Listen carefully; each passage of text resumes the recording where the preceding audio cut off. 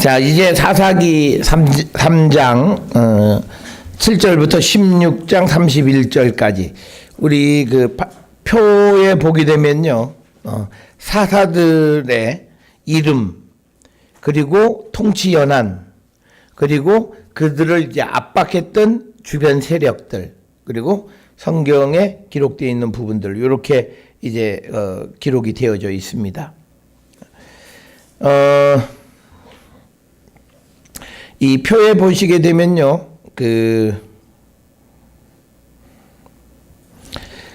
온니엘, 그리고 에훗, 그리고 드보라, 기드온, 이 사람들은 보면요, 그러니까 뭐 통치 연한이라고 하는 게 뭐냐면 온니엘이 사사가 돼서 40년 동안 평안했더라라고 하는 그 기간을 얘기하는 거고, 에훗은 80년, 그리고 드보라 같은 경우는 40년, 기드온이 40년이에요. 그리고 나서 이제 뭐 돌라, 야일 이런 거는 23년, 22년, 6년, 7년, 10년, 8년, 그리고 삼손이 20년 이렇게 되어져 있어요. 그래서 우리가 보면 기드온까지요. 여기에 보게 되면 이 사람들은 통치한 연한의 횟수들이 40배수예요. 40의 배수, 40년, 80년, 40년, 40년. 이게 뭐하고 똑같으냐면 왕들에 대한 이야기에서 우리가 보면 사울, 다윗, 솔로몬 다 40년 되어 있는 것과 같은 거예요. 그 다음에 이어지는 왕들은 이제 실질적인 숫자들로 이렇게 기록되어 있어요. 그래서 우리가 12명의 사사이긴 하지만 그들을 기록하는 데 있어서 40의 배수로 기록되어 있는 사사들이 있는 반면에 그 다음에 돌라로부터 해서 삼손까지는 실질적인 어떤 연한이 기록되어 있는, 그래서 이 두 가지 방식으로 기록하고 있다라고 하는 것을 우리가 볼 수가 있고요. 그 다음에 이 사사의 숫자가 12명이긴 해요. 그런데 각 지파에서 한 명씩은 아니에요. 그래서 보면 온니엘은 유다 지파고, 에훗은 베냐민, 삼갈은 정확하게 알 수가 없고, 드보라 에브라임인데 그것도 퀘션, 그 다음에 므낫세 기드온, 이사갈 돌라, 야일은 길르앗, 입다가 므낫세, 입산이 베들레헴인데 이것은 스불론의 베들레헴, 그 다음에 엘론도 스불론, 압돈 에브라임, 그 다음에 삼손은 단지파, 이렇게 되어 있습니다. 그래서 이제 이 지파별로 한 명씩이 아니라 전체 12이라고 하는 거는 숫자가 맞아요. 그렇지만 각 지파에서 한 명씩 나온 것은 아니다라고 하는 거고요. 그 다음에 이제 이 사사들을 기록하는 데 있어서 제일 먼저 기록한 게 유다 지파, 그 다음에 베냐민 지파, 유다 베냐민이라고 하는 거. 그러니까 우리가 성경에서 유다 베냐민이 중요하게 여겨지는 건 언제쯤부터냐면 포로 귀환 시대 때부터, 에스라 니에미야 시대 보면 유다 베냐민을 마치 하나처럼 이렇게 다루고 있어요. 그래서 이런 배열하는 과정에서도 보면 유다와 베냐민이 중심에 서 있다라고 하는 것을 우리가 볼 수 있다라고 하는 겁니다. 자, 그래서 우리가 이제 사사기 3장 7절부터 16장 31절까지에서 이제 12명의 사사들에 대한 그 이야기가 기록이 되어 있고, 그 중에서 이제 첫 번째가 온니엘이라고 하는 사사입니다. 이 3장 7절부터 11절에 되어 있는 이 온니엘은요, 그나스의 아들로 되어 있습니다.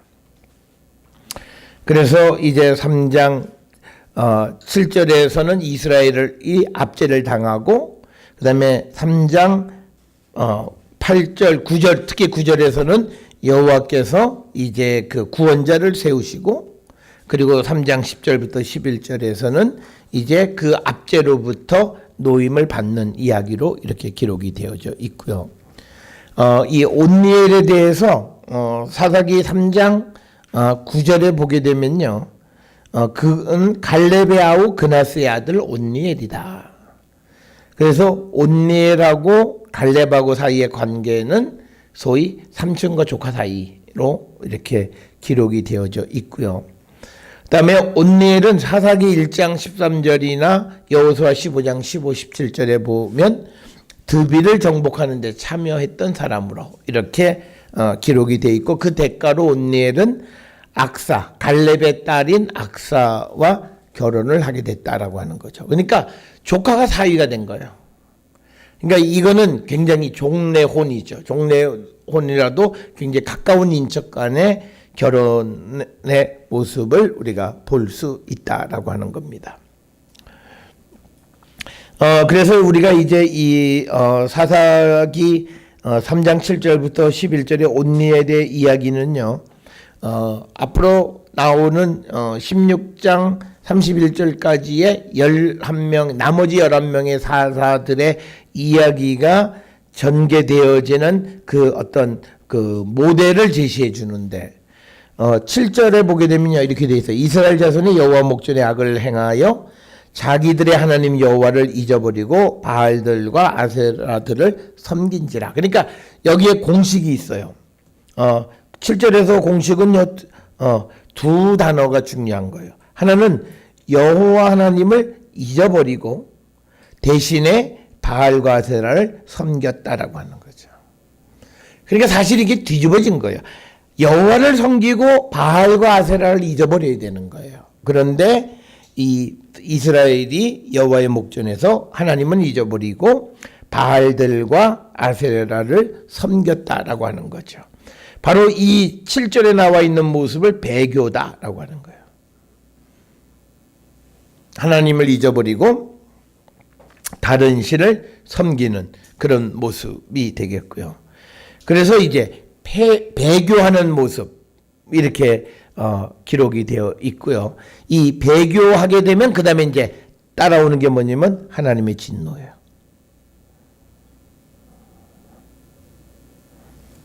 하나님의 진노하심이 나타난다. 그래서 8절에 나온 거죠. 8절에 보게 되면요, 여호와께서 이스라엘에게 진노하사. 그러면 진노하는 방법은 뭐냐면 그들을 메소보다미아 왕 구산 리사다임의 손에 파셨다. 이건 뭐냐면 외적이 쳐들어오는 것을 하나님이 허락하셨다는 뜻이에요. 그러니까 이게 앞에서 우리가 말씀드렸던 것의 반복이에요. 그러니까 하나님은 이스라엘을 원래는 뭐예요? 보호하셔야 돼요. 그러니까 하나님은 이스라엘의 보호자예요. 그런데 지금같이 배교를 하면 하나님은 이스라엘의 매매자가 돼요. 팔아버리는 거예요.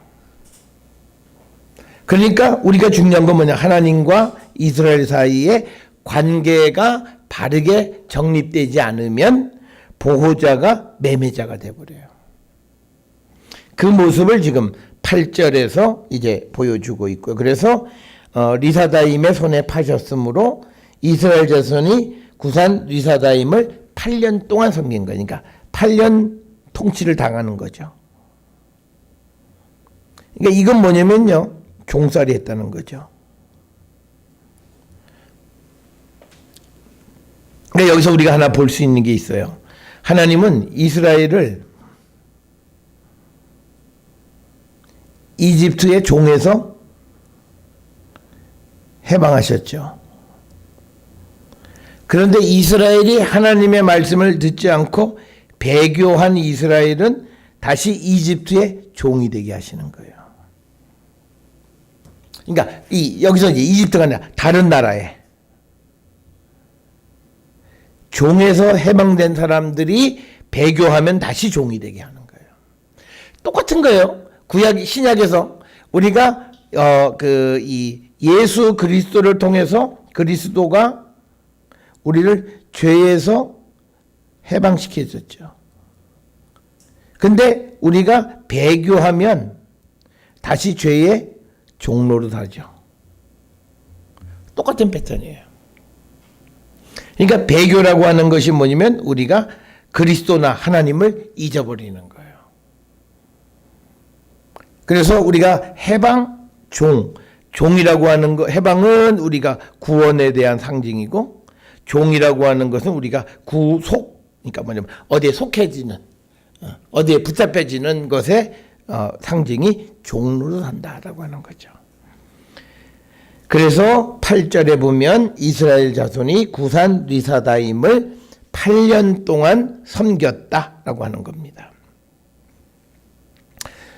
여기에 보게 되면 메소포타미아 이렇게 우리가 번역을 했는데요.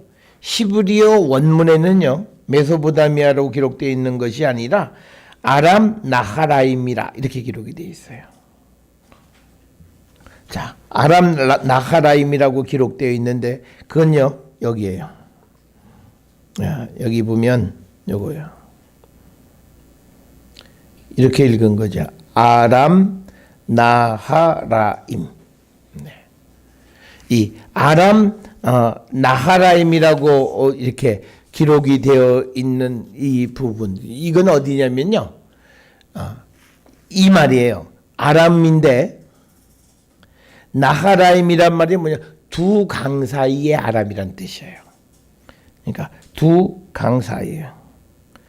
그러니까 나할이 강이에요. 나할이 두 개가 있어요. 나하라임. 복수형으로 되어 있는 거예요. 그러니까 이건 뭐냐면 우리가 지도를 보시면요. 우리가 이렇게 강이 흘러요. 이게 유프라테스고 이게 티그리스예요. 위가. 티그리스, 유프라테스. 그러니까 이 강 사이에 있는 아람 땅이란 뜻이에요. 그게 아람 나하라임. 그러니까 두 강 사이에 있는 아람. 그러니까 그 지역은 오늘날요. 터키의 북쪽 지역에 해당해요. 여기 지도가 아마 근데 하여튼 오늘날 터키에 해당하는 그 지역이 아람 나하라입니다. 라고 하는 거죠.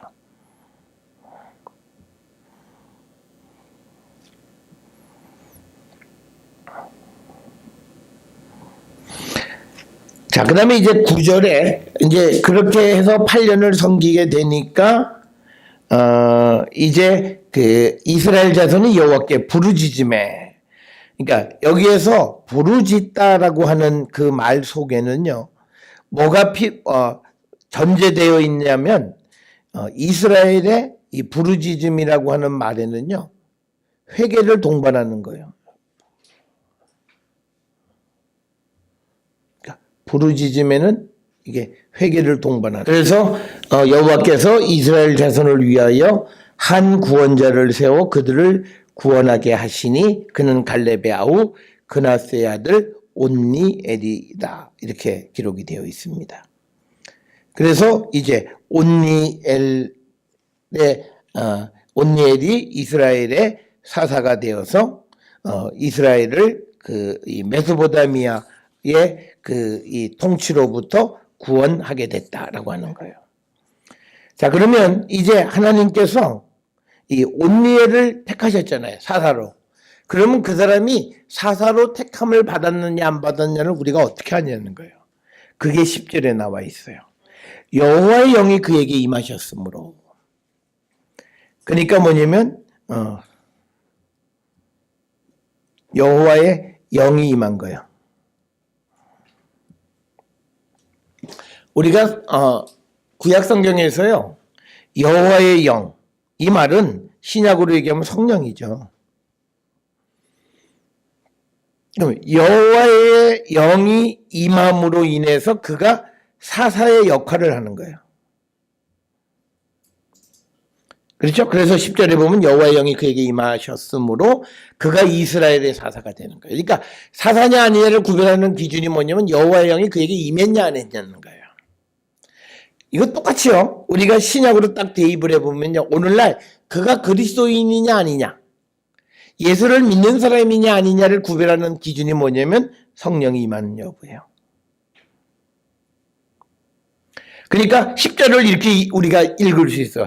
여호와의 영이 그에게 임하셨으므로 그가 하나님의 백성이 되었다. 또는 예수의 제자가 되었다. 이거예요. 그러니까 오늘날 우리가 어저께 성령 강림절을 지났는데 성령 강림이라고 하는 사건은 내가 예수 그리스도를 따르는 제자임을 나타내는 중요한 어떤 징표예요. 그 성령이에요. 그게. 여기서는 지금 여호와의 영이 임함으로 그가 사사라고 하는 그 직분을 사사의 역할을 감당할 수 있는 자격을 부여해 준 거예요. 그러니까 성령은 오늘날 우리가 그리스도의 백성이 되는 자격을 부여해 주는 거예요. 그런 관점으로 보게 되면 굉장히 우리가 성령 혹은 여호와의 영은 굉장히 중요한 역할을 한다라고 하는 거예요. 그래서 이제 10절에 보면 이스라엘의 사사가 되어 나가 싸울 때에 여호와께서 메소포타미아 왕 구산 리사다임을 그의 손에 넘겨주심에 온니엘의 손이 구산 리사다임을 이겼다라고 하는 거예요. 자, 그러니까 여기서요 우리가 한 가지 볼 수 있는 게 있어요. 여호와는 누구예요? 여호와는 우주의 통치자시죠. 통치자. 이걸 우리가 어떻게 하냐면요. 이스라엘을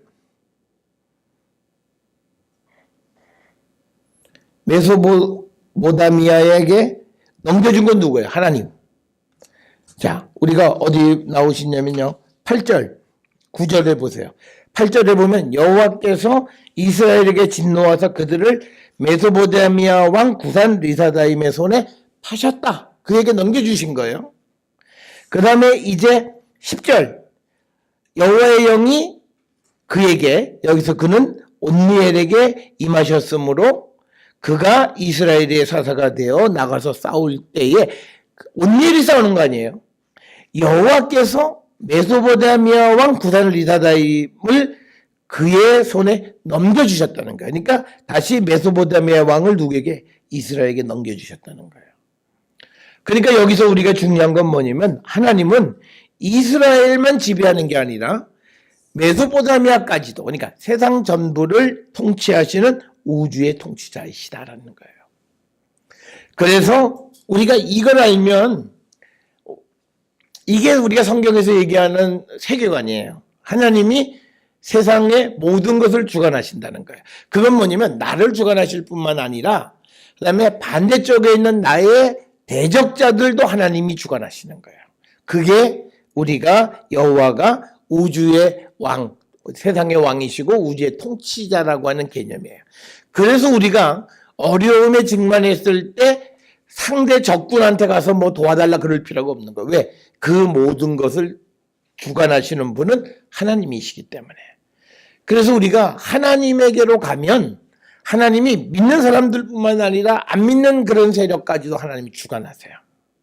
그게 우리가 여호와의 우주의 통치자 개념이에요. 그러니까 우리가 하나님 앞에 맡긴다 안 맡긴다를 결정하는 것이 왜 중요하냐면요. 하나님의 통치 능력을 믿냐 못 믿냐가 결정되는 거예요.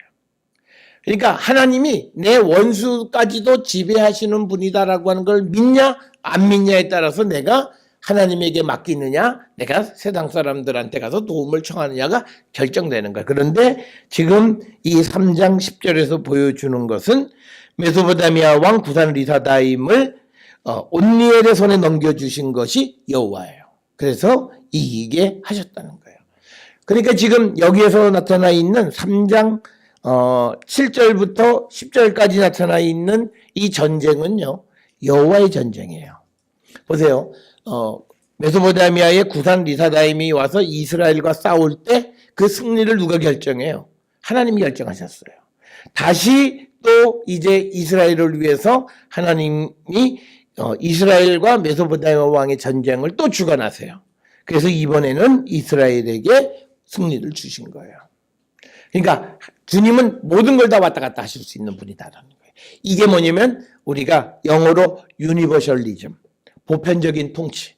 그러니까 우리가 이스라엘에게만 영향력 있는 하나님이 아니라 세상 전체의 전체를 주관하시는 하나님이시다라고 하는 것을 보여주는 것이다라고 하는 거예요. 자, 그래서 이제 하나님이 주시는 평화예요. 그래서 11절에 그 땅이 평온한 지 40년에 그나스의 아들 온니엘이 죽었더라. 그러니까 여기서 우리가 중요한 게 뭐냐면 11절에 나타나 있는 평온은요. 하나님이 주신 평화예요. 온니엘에 나가서 싸우긴 했지만 그러나 승리를 주신 것이 하나님이시기 때문에. 그러니까 우리가 앞에서 보았듯이 이 앞에 기록되어 있는 사사들의 통치 연한이 40년, 80년, 40년 동안 평화. 지금 이 11절에서는 40년 동안 평온했다라고 하는 거죠. 그 40이라고 하는 건 완전수예요. 그러니까 정확하게 40이라고 하는 개념보다는 온전한 평화가 지속됐다라고 하는 개념으로 우리가 이해할 수 있다라고 하는 겁니다. 자, 그래서 11절까지가 이제 이 온니엘, 첫 번째 사사 온니엘의 이야기입니다. 자, 이제 그 12절부터요, 에훗, 즉, 베냐민 지파 출신의 에훗의 이야기가 기록되어져 있습니다. 우리 가지신 책의 92페이지 보게 되면요, 그 에훗의 이야기 3장 12절부터 30절까지 이야기를 보면 압제가 시작되고 그 다음에 에훗이 첫 번째로 여리고를 방문하고 그 다음에 에훗이 에글론에게 조공을 바치고 떠나고 그 다음에 이제 여호와께서 승리 주셔서 그 다음에 이제 에훗이 에글론을 죽이고 그것을 떠난다. 그러니까 3장 18절 19절에서는 에훗이 에글론에게 조공을 바쳤잖아요. 그런데 3장 23절 26절은 에훗이 에글론을 죽이는 거예요. 그리고 3장 27절부터 28절에 에훗이 두 번째로 여리고 방문했고 그 다음에 3장 28절부터 30절에 압제가 그쳤다. 그러니까 이게 우리가 흔히 이야기하는요, 교차 대꾸 형식인데 점점 긴장이 고조되다가 어디서 끝나냐면 여호와께서 승리를 주시면서 그 고조됐던 긴장이 점점 풀려나가는 방식이에요. 성경은 대부분 이런 형식으로 많이 기록이 되어 있어요. 그러니까 문학적 기록 방식은 교차대꾸 형식으로 많이 기록을 한다라고 하는 거예요. 이건 뭐냐면 사람들에게 어떤 극적으로 기억하게 하기 위한 하나의 기록하는 방식 중 하나다라고 하는 겁니다. 그래서 이제 그 12절에 보면요, 이스라엘 자손이 또 여호와 목전에 악을 행하니라. 이게 또 악. 여기서 말하는 악은 여호와를 버리고 다른 신을 섬겼다라고 하는 거예요. 그래서 이스라엘 자손이 여호와 목전에서 악을 행함으로 여호와께서 모압 왕 에글론을 강성하게 하사 그들을 대적하게 하셨다. 그러니까 뭐냐면요, 여기서 이 개념은 뭐냐면 우리가 이사야서에 보게 되면 그 바사의 왕, 즉 우리가 고레스나 또는 느부갓네살이 여호와의 진노의 지팡이 역할을 하는 거예요. 그러니까 하나님의 수단이 되는 거예요. 지금 여기서도 모압 왕 에글론도 하나님의 수단이 되는 거예요. 그런데 그 수단이 뭐냐? 이방 민족을 하나님이 통치하신다는 거예요. 그래서 하나님이 모압 왕 에글론을 세워서 이스라엘을 치게 하셨다. 이 에글론이라고 하는 말은 히브리어로는 송아지란 뜻이에요. 에겔의 작은 거, 그 지소사라 그래요. 거기에 끝에 온이 붙어가고 에겔의 온이 붙어서 에글론 해서 아주 새끼 송아지 뭐 이런 뜻이에요.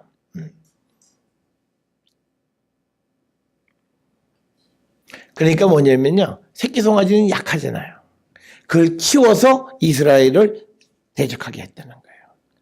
그러니까 뭐냐면 하나님은 이건 우리에게 가르쳐주는 건 뭐냐면요, 어처구니 없는 것한테 우리가 당할 때도 있어요. 그건 뭐냐면 하나님 앞에 우리가 배반했을 때 하나님이 우리에 대해서 대적하시면 말도 안 되는 것에 우리가 당해요. 우리가 가끔 참 내가 뭘 잘못하긴 해도 어처구니 없는 잘못을 했을 때 그런 경우는요, 우리가 신앙적으로 한번 돌아보셔야 돼요. 그래서 이건 도대체 질 수가 없어요. 그런데 하나님이 지게 하시는 거예요. 그래서 여기 보면 모압 왕이 에글론, 이 송아지, 어린 송아지 같은 그런 상징적 의미가 있는 거예요. 그런 나라들을 하나님이 강성하게 해서 이스라엘을 치게 하셨다는 거예요. 자, 그래서 13절에 에글론이 암몬과 아말렉 자손들을 모아가지고 와서 이스라엘을 쳐서 종려나무 성읍을 점령한지라. 여기서 모압 왕이 암몬과 아말렉 자손을 모은 거, 연합한 거, 연합. 그러니까 우리가 성경에요, 약한 자들이 강한 사람을 공격하는 방식 중에 하나가 연합이에요. 연합하는 방식이 있고요. 또 하나는 뭐냐면 약한 자가 강한 자와 전쟁에서 이기는 방법 중에 하나가 매복이에요. 숨겨놨다가 그 다음에 전쟁을 해서 이기는 방법. 그래서 연합과 매복인데 지금 13절에서는 연합전선을 취한 거예요. 그 다음에 종려의 성읍이라고 하는 말은요, 이게 여리고를 가리키는 거예요. 이 종려나무가 많은 성읍이란 뜻이에요. 이르 하트마림 이렇게 되어 있는데, 이 종려나무가 많이 있는 성읍이라고 하는 것은 구체적으로 여리고를 가리키는 겁니다. 자, 여기 우리가 이 지도를 보게 되면요, 우리가 알다시피 여리고는 여기죠. 여기가 모압이에요, 모압. 그러니까 모압 왕이 지금 본문에 보면 좀 더 안쪽에 에돔, 그러니까 암몬이 있어요. 암몬과 아말렉하고 연합해서 요단강을 건너서 여리고를 공격했다라고 하는 거죠. 자, 그 다음에 이제 14절에 이에 이스라엘 자손이 모압 왕 에글론을 18년 동안 섬겼다는 거예요. 그러니까 뭐냐면 이게 섬기는데 이게 정말 있을 수 없는 거예요. 이스라엘이 이 모압을 섬긴다라고 하는 도대체 있을 수 없는 일이 있게끔 하는 거는 뭐냐면 하나님이 하신 일이라는 거예요. 그래서 18년 동안 모압의 왕 에글론을 섬기게 되었고요. 그러니까 또 뭐냐면 이스라엘 자손들이 여호와께 부르짖는 거예요. 그랬더니 여호와께서 그들을 위하여 한 구원자를 세우셨으니 곧 베냐민 사람 게라의 아들 왼손잡이 에웃이라 이렇게 되어 있습니다.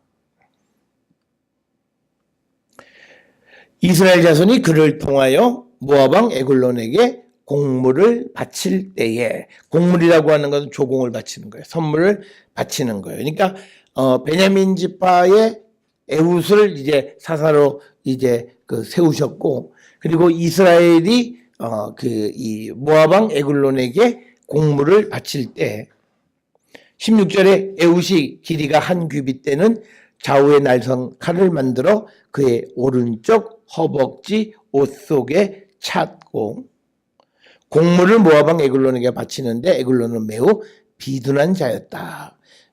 비둔한 자란 말은 저 같은 사람이에요. 매우 살이 쪘다는 거죠. 그래서 에웃이 공물을 바치기를 마친 후에 공물을 메고 온 자를 보내고 자기는 길갈 근처 돌 뜨는 곳에서부터 돌아와서 이르되 왕이여 내가 은밀한 일을 왕에게 아뢰려 하나이다 하니 왕이 명령하여 조용히 하라 하매 모셔 선자들이 다 물러간지라. 그러니까 이 말은 뭐냐면요, 이제 트릭을 하는 거죠. 그래서 우리가 이 지도를 보게 되면요, 그러니까 뭐냐면 이제 에웃이 조공을 바치고 돌아와서 그다음에 길갈로 다시 모압 왕 에글론에게 가는 거예요. 그러니까 조공을 바쳤잖아요. 16절에 보면 오른쪽 허벅지 옷에 차고, 이제 15절에 에글론에게 공물을 바칠 때에, 그리고 16절에 에웃이 길이 한 규빗 되는 좌우의 날성칼을 만들어 그 오른쪽 허벅지 옷 속에 차고, 17절 공물을 모압 왕 에글론에게 바쳤는데 에글론은 매우 비둔한 자였더라. 에웃이 공물을 바치기를 마친 후에 공물을 메고 온 자들을 보내고 자기는 길갈 근처에 돌 뜨는 곳에서부터 돌아와서, 누구에게 돌아오냐면 에글론에게로 돌아온 걸 얘기하는 거예요. 그래서 왕에게, 내가 은밀하게 왕에게 아뢰할 말이 있다 이렇게 얘기하니까 왕이, 즉 에글론이 명령하여 조용히 하라 하며 모셔 선자들이 다 물러간지라. 그러니까 사람을 물리치는 거죠. 에훗이 그에게로 들어가니 왕은 서늘한 다락방에 홀로 앉아 있는 중이라. 에훗이 이르되 내가 하나님의 명령을 받들어 왕에게 아랠 일이 있나이다 하매 왕이 그 좌석에서 일어나니 에훗이 왼손을 뻘쳐 그의 오른쪽 허벅지 위에서 칼을 빼 왕의 몸을 찔렀다는 거예요. 그러니까 뭐냐면 이거예요. 에훗이 지금 에글론에게 가서 내가 여호와의 명령을 받들어서 왕에게 할 말이 있다 하게 했을 때 그가 좌석에서 일어났어요. 이게 왜 일어났냐는 거예요. 분명한 건요. 에글론이 하나님 말씀이라고 그래갖고 자기가 경외심을 가지고 일어난 건 아니에요.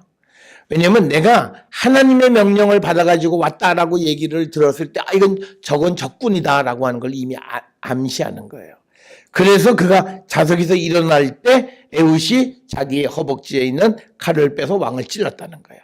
이거는 오늘날 우리가 뭐하고 똑같으냐면요.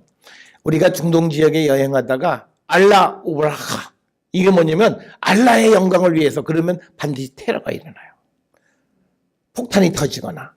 그러니까 지금 여기에서 에훗이 지금 말하는 게 하나님의 명령을 받들어서 왕이 왔다. 그러니까 그 왕은 그 얘기를 듣고 저놈이 나를 해하려 왔다는 걸 인지한 거예요. 그래서 일어난 거예요. 그때 에훗이 그 왕의 그 자기 오른쪽 허벅지에서 칼을 빼서 왕의 몸을 찔렀다는 거예요. 그러니까 뭐냐면 에훗은 하나님의 명령으로 죽인 거예요. 그러니까 이건 뭐냐면요. 살인죄가 적용되냐 안 되냐? 안 돼요. 왜냐하면 에훗이 거짓말하지 않는 이상은 하나님의 명령을 받들어서 왕에게 왔기 때문에 그가 죽이는 것은 하나님의 명령에 의해서 죽이는 거예요. 이건 살인죄에 해당하지 않는 거예요. 그래서 이제 21절에 에훗이 그 왕을 이제 찔러 죽이는 겁니다. 그리고 22절에 칼자루도 나를 따라 들어가서 그러니까 깊이 찌른 거예요. 칼면 들어간 게 칼자루까지 속으로 쑥 들어간 거예요. 칼자루도 나를 따라 들어가서 그 끝이 등 뒤까지 나갔고 힘도 세요. 사실 이렇게 찌르기는 굉장히 어려워요. 그러니까 이게 칼이면 칼자루로 이게 찌르면 칼자루 이 앞에 칼 날 정도는 들어가. 근데 그게 아니라 자루까지 더 집어넣어서 이게 끝으로 나가게까지 밀어넣은 거예요. 완전히 관통한 거죠. 그러니까 끝이 등 뒤까지 나갔고 그가 칼을 그의 몸에서 빼지 아니하였으므로 기름이 칼날에 엉겼더라. 그러니까 아주 비극적으로 표현한 거예요. 그러니까 피가 칼날에 막 뒤엉길 정도. 그러니까 이건 뭐냐면요. 사람을 다 물렸잖아요. 지금 다락방에 왕하고 1대1로 있는 상황 속에서 갑작스럽게 그를 한 거예요. 그리고 23절에 에훗이 현관에 나와서 다락문들을 뒤에서 닫아 잠근 거예요. 그러니까 사람이 들어오지 못하도록 한 거죠. 그리고 24절에 에훗이 나간 후에 왕의 신하들이 들어와서 다락문들이 잠겼음을 보고 이르되 왕이 분명히 서늘한 방에서 그의 발을 가리우신다 하고 이건 뭐냐면요. 문을 잠갔기 때문에 용변문다라는 뜻이에요. 발을 가리운다라고 하는 것은 성경에서는 용변을 그러니까 화장실 간다 뭐 이런 표현을 안 쓰고 발을 가리운다 이런 표현을 쓰는 거예요. 용변을 보고 있다 이렇게 이해를 한 거예요. 안에서 요강 갖다 바꿨죠. 그들이 오래 기다려도 왕이 다락문을 열지 아니하는지라 열쇠를 가지고 열어 본즉 그들의 군주가 이미 땅에 엎드러져 죽었더라. 시간을 지체하게 한 거예요. 그런데 지금 이거는요. 우리가 잘 보세요. 이 당시에 열쇠로 문을 밖에서 연다고요. 안에서 지금 걸어 잠근 거잖아요. 그죠?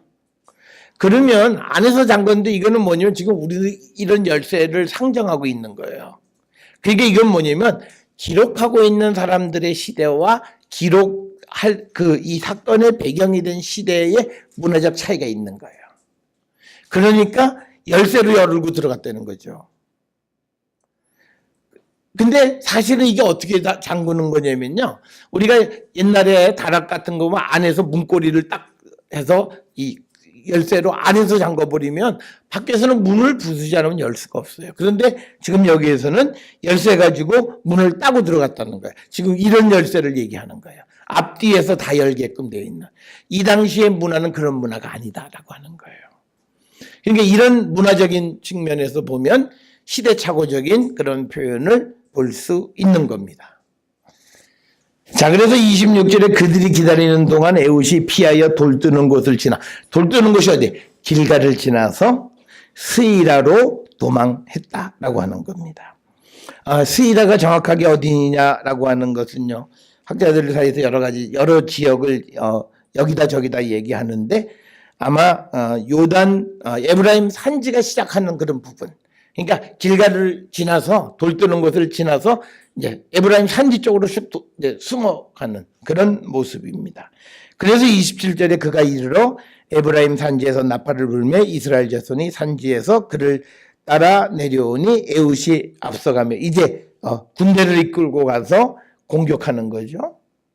그들에게 이르되 나를 따르라. 여호와께서 너희 원수들인 모압을 너희 손에 넘겨주셨느니라 하며 우리가 에훗을 따라 내려가 모압 맞은편 요단강 나루를 장악하여 한 사람도 건너지 못하게 하였고 그때 모압 사람 약 10,000명을 죽였으니 모두 장사요 모두 용사라. 한 사람도 도망하지 못하였더라. 그날에 모압이 이스라엘 수하에 굴복하며 그 땅이 80년 동안 평안하였더라.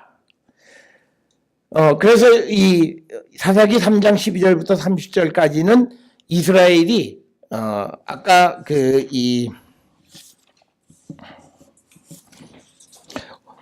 온니엘이 죽은 후에 다시 배교를 하니까 하나님이 진노하셔서 모압의 손에 그들을 붙였지만 다시 하나님께 부르짖자 하나님께서 이제 에훗을 보내서 이 모압의 왕을 죽이고 이스라엘을 이제 구원하는 그래서 80년 동안 평화로운 그런 시간을 갖게끔 하는 그런 구원을 허락해 주셨다라고 하는 겁니다.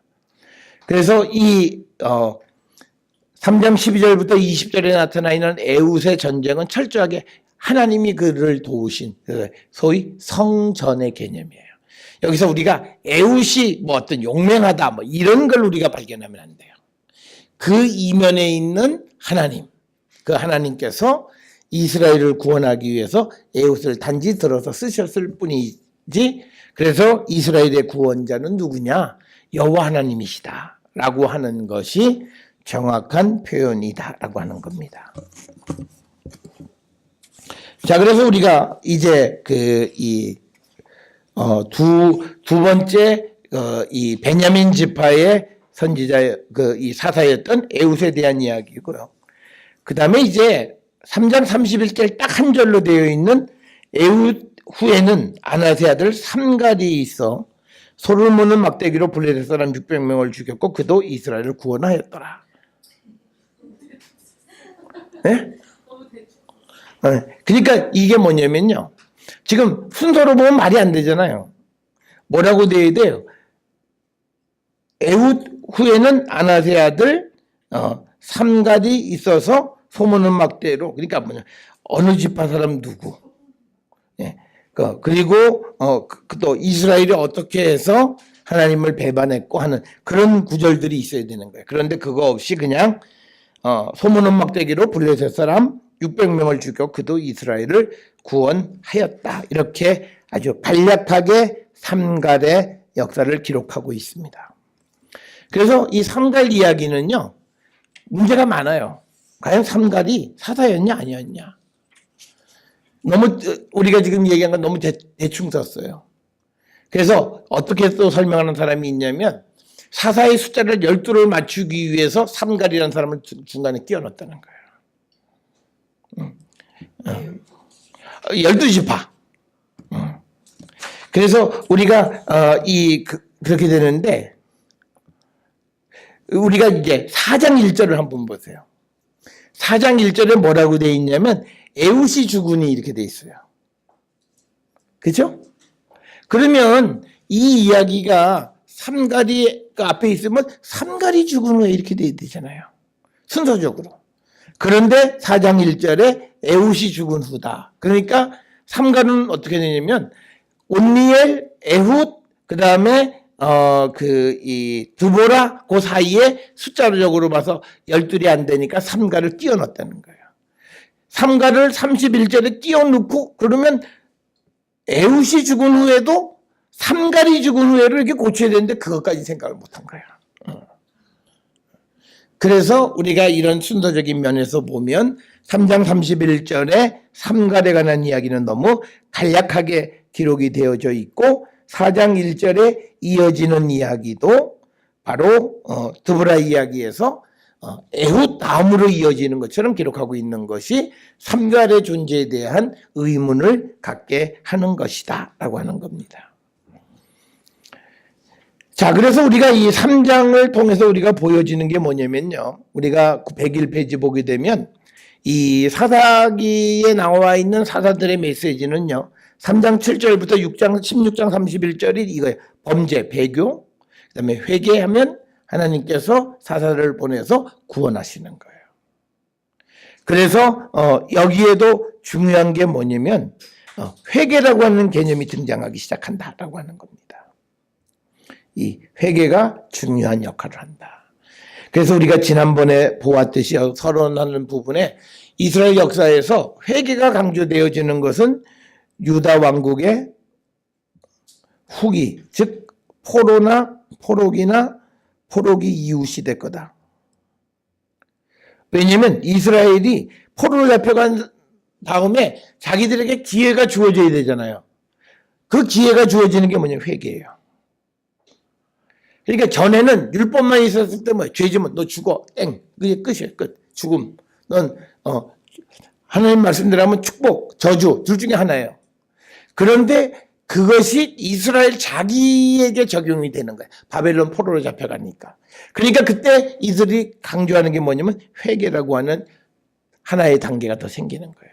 그래서 회개하는 자들을 하나님이 용서해 주신다는 것이 나중에 우리가 범죄하면 인과응보처럼 여기에 복이든지 아니면 저주가 있는데 이 저주받은 자들이 다시 살 수 있는 길에 회개가 있고 하나님의 구원이라고 하는 것이 하나 더 첨가되어진다라고 하는 거죠. 이건요 우리가 예수 그리스도가 오신 것도 똑같아요. 이스라엘이 하나님 앞에 범죄한 거예요. 유다 백성들이. 그런데 그들을 구원하기 위해서 예수께서 오셔서 회개하라. 이 메시지를 선포해 주신 거예요. 그래서 이 회개가 강조되어지는 것. 그래서 신약에서도 우리의 구원의 시작은 회개로부터 가는 거예요. 그래서 이 회개가 강조되어지는 것이 이 사사기 3장 이하에 기록되어 있는 사사들의 활동에 관한 패턴이다라고 하는 겁니다.